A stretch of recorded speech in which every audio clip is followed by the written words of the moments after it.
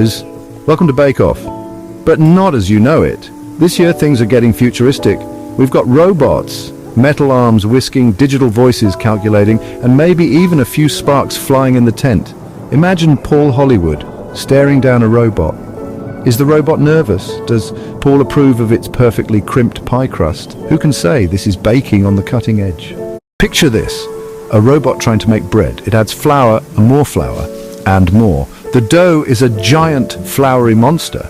Or imagine a robot trying to make delicate pastries. Instead, it creates metal sculptures too tough to eat.